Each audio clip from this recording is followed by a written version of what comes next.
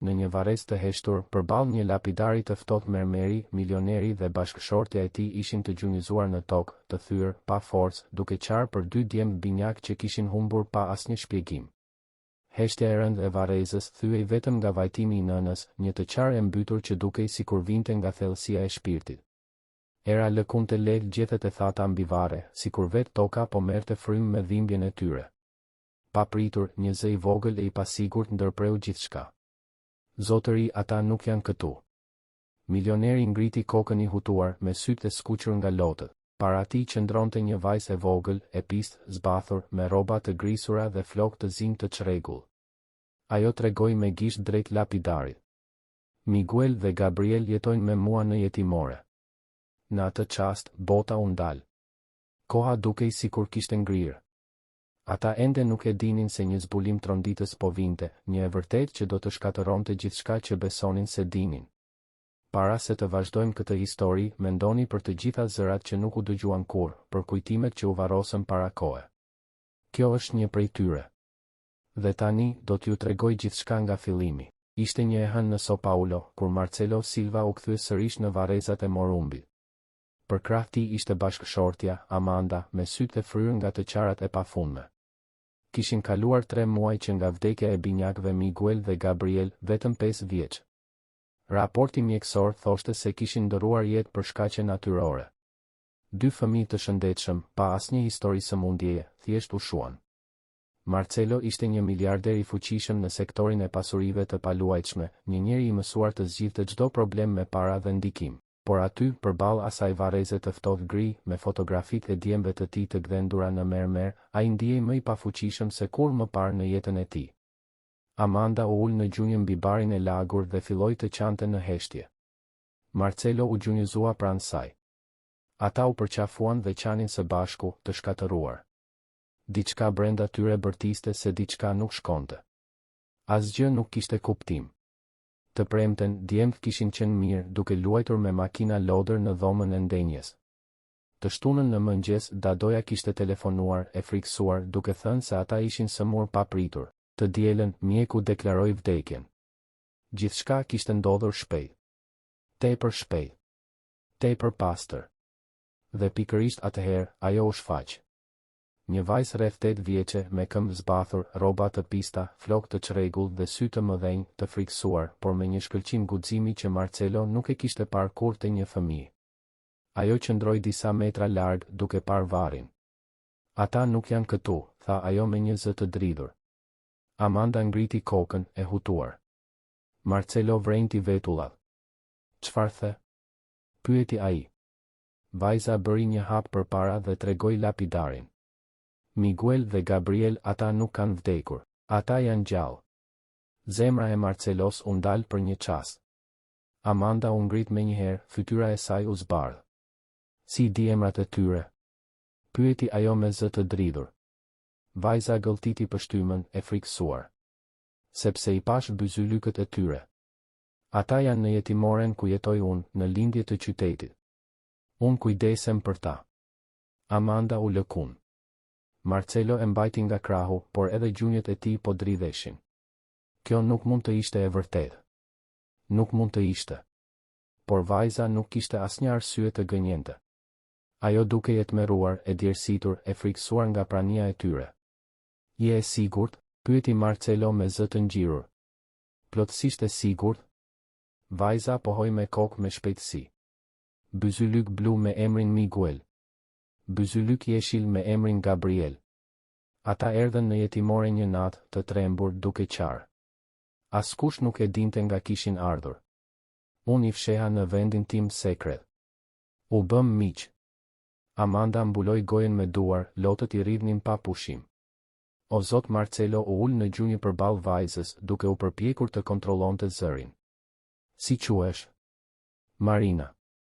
Marina, dëgjo, nëse kjo është e vërtet, nëse djemtë e mi janë gjallë, ti sapo u shpëtove jetën atyre. Dhe timen gjithashtu. Marina kafshoi buzën. Por ka diçka tjetër. Unë pash një grua që rrotulloi rreth jetimores. Ajo ishte elegante, me flokë gështenjë, parfum të shtrenjtë. Ajo qante para portës, por duke e friksuar sikur kishte bërë diçka të gabuar. Stomaku i Marcelos u shtrëngua. Flok gështenje. Elegante. Parfum i shtrenjtë. Renata. Ish bashkëshortja e tij. Gruaja që ai kishte lënë vite më parë, pasi kishte zbuluar tradhti dhe manipulime. Renata nuk e kishte pranuar kur divorcin. Nuk kishte pranuar kur që ai të ndërtonte një jetë të re me Amandën. Nuk kishte pranuar kur të humbiste kontrollin. Na çoja atje, tha Marcelo me një ton të fortë, ndryshe nga më parë. Marina i udhëhoqi përmes rrugëve që Marcelo nuk i kishte parë kur në jetën e tij. Lagje të varfra, rrugica të ngushta, mbeturina të shpërndara në trotuare. Amanda shtrëngonte dorën e tij fort, takat e saj fundoseshin në balë. Kontrasti mes botës së tyre dhe asaj që po zbulonin ishte brutal. Dhe e vërteta po priste në fund të asaj rruge. Kontrasti ishte brutal. Ata ishin të veshur me rroba zje të përsosura, elegante, të pastra, ndërsa kalonin përmes varfërisë së vërtet të São Paulos. Rrugët ishin të ngushta, të mbushura me balë dhe mbeturina. Fëmijë të zbathur vraponin mes shtëpive të improvizuara. Ajri mbante një erë të rënd lagështje, urine dhe dëshpërimi. Për Amandën, çdo hap ishte një goditje në shpirt. Për Marcelon ishte si të hynte në një botë paralele, një realitet që paratë e tij nuk e kishin lejuar kur ta shihte nga afër. Jetimorja u shfaq në fund të rrugës si një plag e hapur. Një ndërtesë trekatëshe me mure të çara, boj të rënë, dritare të thyra dhe një erë myku të përzier me kanalizime të hapura. Nuk kishte asnjë tabelë, asnjë shenjë se aty jetonin fëmijë. Vetëm heshtje dhe neglizhencë. Marina u fut nga një derë anësore dhe u bëri shenjë që ta ndiqnin në heshtje. Të rriturit nuk u kushtojnë vëmendje fëmijëve këtu, përshpëriti ajo. Ne jemi të padukshëm. Ata u ngjitën në një shkallë druri të kalbur që kërciste në çdo hap. Marcelo ndaloi frymën, i friksuar se çdo zhurmë mund të sillte digë. Pa pritur, nga një dhomë në fund të korridorit, ai dëgjoi një të qartë të dobët, pothuajse të padëgjueshme. Zemra i u hodh fort në gjoks. Janë ata? Pyeti Amanda me zë të thyrë, duke u kapur pas krahut të tij. Marina pohoi me kokë. Po. Por ju lutem, qetë. Ata kanë shumë frikë nga të rriturit. Nëse hyni me vrap, do të fshihen. Marcelo mori frymë thellë. Çdo pjesë e trupit të tij donte të shpërthente derën dhe t'i merrte fëmijët në krah. Por ai i besoi Marinës. Vajza e hapi derën ngadalë. Dhoma ishte e vogël, pothuajse bosh. Nuk kishte mobilje. Vetëm disa batanie të vjetra në dy sheme. Dhe atje, të mbledhur në një cep, ishin Miguel dhe Gabriel. Të pistë, të dobësuar, të friksuar. Por gjallë. Amanda lëshoi një pëshertim të thellë dhe ra në gjunjë. Marcelo ndjeu lotët t'i rridhnin pa kontroll. Djemt i pan me sy të zgurdulluar, u tërhoqen pas dhe u fshehen pas Marinës, duke u kapur pas rrobave të saj. Qet, tha Marina me zë të butë, duke u gjunjëzuar pranë tyre. Shikoni kush ka ardhur t'ju shoh. E mbani mend babin dhe maman Amanda? Miguel rudhi ballin, i hutuar. Gabriel filloi të qante, me një të qartë të dëshpëruar, si fëmijë që ka harruar çfarë është siguria. Marcelo bëri një hap përpara, shumë ngadalë, dhe u ul në gjunjë. Migueli im. Gabrieli im jam unë, babi. Kam ardhur t'ju marr. Miguel mbylli syt për një çast. Zëri ishte i njohur. Diçka brenda tij u çel, pa pritur, si të ishte thyer një mur i padukshëm, ai vrapoi drejt Marcelos duke bërtitur, babi. Gabriel e ndoqi menjëherë, duke u hedhur në krahët e Amandës. Ajo e shtrëngoi fort, duke qarë pa kontroll. Zemra ime mami është këtu. Gjithçka është në rregull tani. Të katër u përqafuan në dyshemen e ndotur të një jetimoreje të braktisur, duke qarë dhe duke qeshur njëkohësisht. Lotët u përzien me buzëqeshje, me frymëmarrje të shpejta, me jetë që po kthehej. Marina qëndroi pak më larg, duke i vëzhguar me sytë e mbushur me lodh. Marcelo e pa dhe zgjati dorën. Hajde, Marina. Edhe ti, ajo hezitoi për një çast. Askush nuk e kishte ftuar kur në një përqafim të tillë. Por Marcelo e tërhoqi me butësi. Amanda e përqafoi gjithashtu dhe i përshpëriti, ti shpëtove fëmijët e mi. Ti je një engjëll. Marina shpërtheu në lot për herë të parë në jetën e saj. Por historia ishte ende larg përfundimit. Ndërsa djemtë po qetësoheshin, Marina tregoi gjithçka. Si një makinë e bardhë ishte ndalur një natë para jetimores. Si dy burra kishin nxjerrë Miguelin dhe Gabrielin duke qarë dhe i kishin lënë aty sikur të ishin plehra. Si ajo i kishte fshehur në strehën e saj sekrete, duke ndarë me ta pak ushqim që arrinte të siguronte. Si i kishte mbrojtur nga të rriturit e tjerë, nga britmat, nga errësira. Ajo tregoi edhe për gruan elegante që kishte filluar të sillej rreth jetimores disa ditë më vonë. Ajo qante shumë, tha Marina. Por nuk ishte e qara e dikujt që ka humbur dikë. Ishte e qara e dikujt që ka bërë diçka shumë të keqe. Marcelo shtrëngoi grushtat. Zemërimi i përmbajtur prej muajsh po merrte formë. Do të largohemi nga këtu tani, tha ai me vendosmëri. Po erësohet dhe është e rrezikshme. Nesër në mëngjes do të kthehemi me autoritetet. Ai mori Miguelin në krah. Amanda mori Gabrielin. Marina i udhëhoqi përmes korridoreve, vigjilente ndaj çdo zhurme, çdo hije. Kur arritën te makina, Marcelo i uli djemtë në sediljen e pasme dhe u kthye nga Marina. Marina do të vish me ne? Ajo hapi sytë e mëdhenj, e tronditur. Por unë jetoj në jetimore. Marcelo buzëqeshi lehtë, me lot ende në sy. Jo më. Dhe për herë të parë, Marina besoi se fjala familje mund të ishte edhe për të. Amanda i mbajti dorën Marinës me butësi dhe i foli me një zë të ngrohtë, por të vendosur. Nga sot e tutje, ti je pjesë e kësaj familjeje. Marina e pa atë grua me sytë e mëdhenj të mbushur me lodh. Askush nuk i kishte thënë kur diçka të tillë. Fjala familje për të kishte qenë gjithmonë e largët, e paqartë, pothuajse e ndaluar. Ajo vetëm pohoi me kokë, e pa aftë të fliste. Kur u kthyen në shtëpi, gjithçka ndodhi me kujdes të jashtëzakonshëm, sikur çdo lëvizje duhej të ishte e butë për të mos thyer realitetin e ri. Marcelo i çoi djemtë në banjë, i lau me durim, duke u përpjekur të mos i tremte. Ata dridheshin sa herë që uji binte mbi trupat e tyre të dobët. Marina qëndronte pranë derës duke i vëzhguar. Vetëm prania e saj i qetësonte. Pas banjës, Amanda përgatiti ushqim të lehtë. Djemtë hanin ngadalë, sikur kishin frikë se ushqimi mund të zhdukej. Marcelo i shikonte me një ndjenjë që nuk e kishte provuar kurrë më parë, një përzierje e fortë dashurie, faji dhe zemërimi.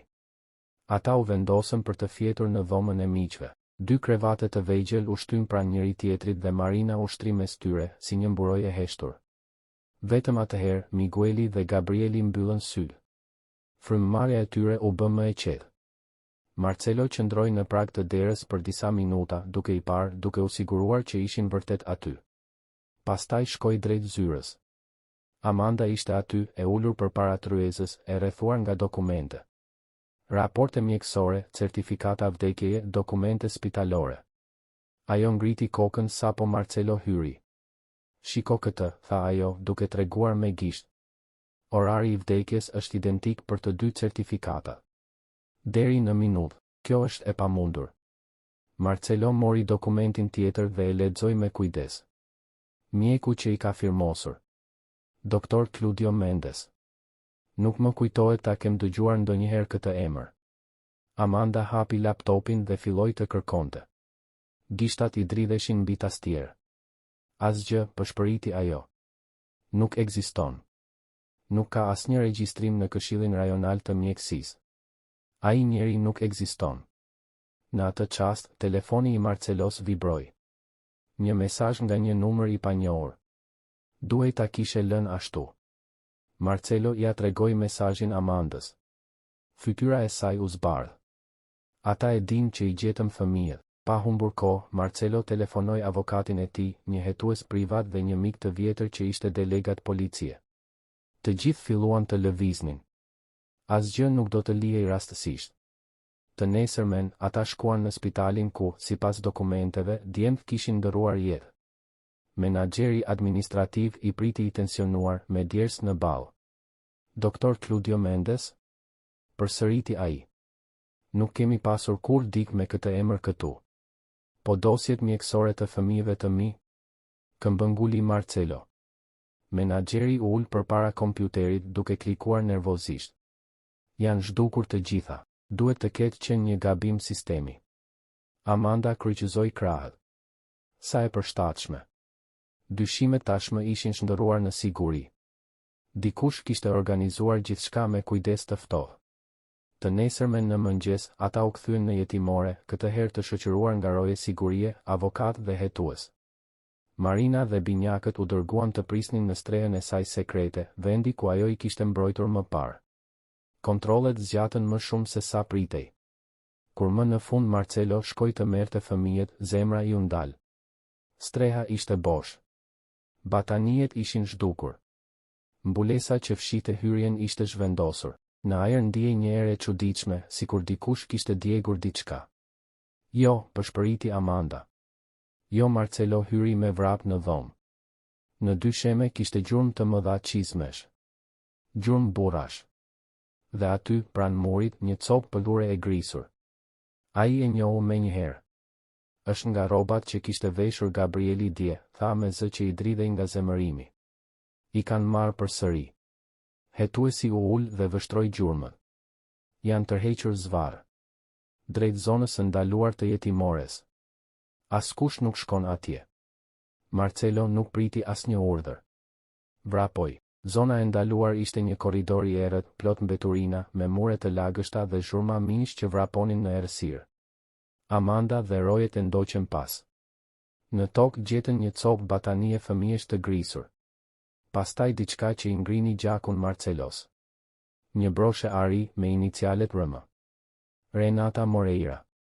Ajo është e përfshirë, tha Amanda me zë të fortë. Ajo e ka organizuar gjithçka.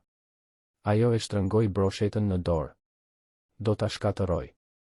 Ata vazhduan përpara derisa dëgjuan të qara. Vrapuan drejt një salle të braktisur. Brenda ishin Migueli, Gabrieli dhe Marina. Të lidhur, por gjallë. Pranë tyre qëndronte një burr me kapuç. Sa po pa Marcelon dhe rojet, ai la gjithçka dhe iku me vrap, duke u hedhur nga një dritare e thyrë. Marcelo donte ta ndiqte, por fëmijët ishin prioriteti. Ai dhe Amanda I çliruan dhe fëmijët u hodhën në krahët e tyre duke qarë. Ai është I keq, çau Migueli. Tha që do të zhdukeshin përsëri. Marina po dridhej. Tha që askush nuk do të na gjente kurrë. Në dy sheme, Marcelo pa një etiket valigjeje me adresën e Renatës. E vërteta ishte e plotë. Ata dolën me vrap nga jetimorja dhe u drejtuan nga makina, por sa po arritën në parkim, një makinë e bardhë u ndal përpara tyre. Dera u hap. Renata zbriti. E veshur në mënyrë të përsosur. Flokë gështenjë të rregulluar, rroba luksoze, grim I përkryer. Vetëm syt ishin bosh. Marcelo, tha ajo me qetësi të ftohtë. Gjithmonë ke qenë kokfort. Marcelo u vendos përpara fëmijëve. Ti e bëre këtë. Ti organizove të gjitha. Renata buzëqeshi me përbuzje. Sigurisht që I organizova. Mendove se do të lejoja të ishe I lumtur me këtë zëvendësuese? Ajo tregoi Amandën. Ti ma more gjithçka. Atëherë unë ta mora atë që doje më shumë. Amanda dridhej nga zemërimi. Ti falsifikove vdekjen e fëmijëve të mi. Ti je një përbindësh. Renata ngriti supet. Ata nuk do të vdisnin vërtet. Vetëm do të zhdukeshin. Larg teje. Aty ku unë do t'i kontrolloja. Ajo hodhi një vështrim plot përbuzje drejt Marinës. Por kjo vogëlushe ajo e shkatërroi gjithçka. Marcelo bëri një hap përpara. Ka mbaruar, Renata. Sirenat u dëgjuan. Makina policie rrethuan zonën. Delegati, miku I Marcelos, zbriti me pranga në dorë. Dy policë vrapuan pas burrit me kapuç dhe e kapën duke u përpjekur të ikte. Renata u arrestua aty, ende duke buzëqeshur ftohtë. Mendon se kjo mbaron këtu? Tha ajo ndërsa e futnin në makinë. Kam avokat. Kam para. Marcelo ju afrua, duke e parë drejtë në sy. Unë kam të vërtetën. Dhe fëmijët e mi gjallë. Ajo u largua. Muaj më vonë, Marcelo ishte në kopsht, duke shtyrë Miguelin dhe Gabrielin në lëkundje. Ata qeshnin më në fund. Plagët e traumës ishin ende aty, por terapia po ndihmonte. Amanda përgatiste një piknik në bar duke buzëqeshur. Marina qëndronte pranë tyre me një fustan të ri, flokët e pastra e të krehura, duke mbajtur një akullore. Ajo ende nuk e besonte se kjo ishte jeta e saj. Babi, tha Migueli, a mund të zbres? Sigurisht, kampion. Djemtë vrapuan të luanin.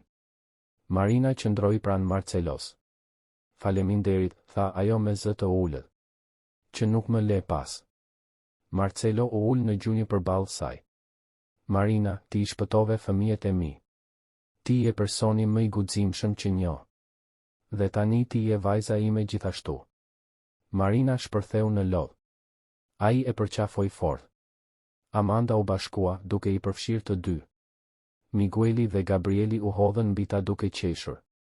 Në atë kopsht të ndriçuar nga dielli, lindi një familje që askush nuk e kishte parashikuar. Një familje e bashkuar nga dhimbja, por e ndërtuar mbi dashurinë. Renata u dënua me shumë vite burg.